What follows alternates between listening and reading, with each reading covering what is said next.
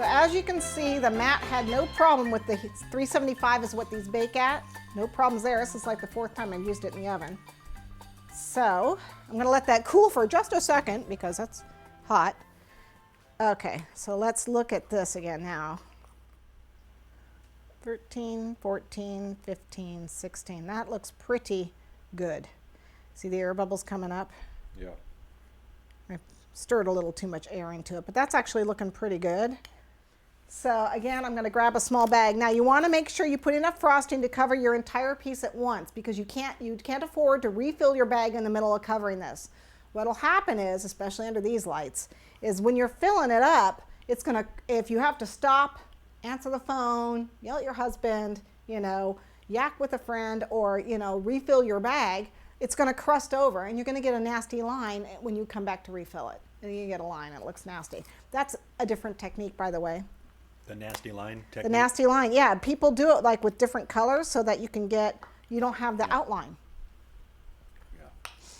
I've never heard it called the nasty line technique. The nasty line. You know. Okay, so when I put this in, I want to drop it, hoping that that will remove air bubbles when I do that. Of course, I think it creates air bubbles down below, but whatever. Okay, so what you need to have is a pin by you, like a straight pin.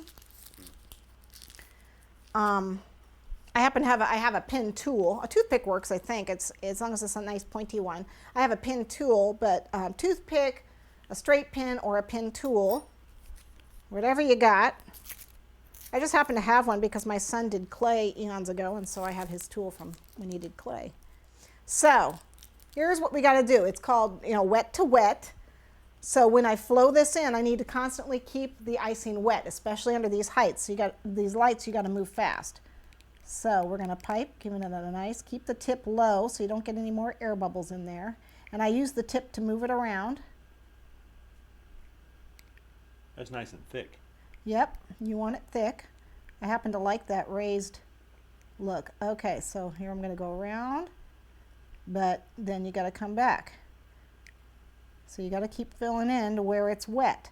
I can't just circle around because what happens is this part will dry before I get back to it.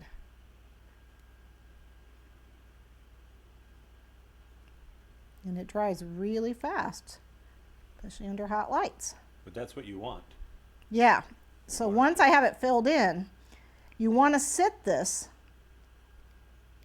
Okay. Sit this under a hot lamp or a fan because the faster it dries, the shinier it is. And by the way, egg white dries the shiniest, but because people eat this, I'm using meringue powder. You can see there's a bubble here. I don't know if you can, but there is a bubble there. Okay, so you want to touch that with the tool. Okay, and get rid of any bubbles. See them? See that bubble? It's hard to see it. We'll take your word for it. Sorry, you can. Yeah, you can't see. I popped it. So there's where it was. I popped it, and it's going away because it's the icing's thinning out. Here's another bubble. Here, look, right here. You can see it because it looks like a lighter version of the frosting. I can't get it. There it is. Okay. So this is really quick kind of work. You got to do this. Yeah, you can't ASAP. you can't go off to, you know, take the kids to the mall or something in the middle of this. So you see I got a couple bubbles. So you can remove those bubbles if you can. Not, no, I wouldn't worry about it.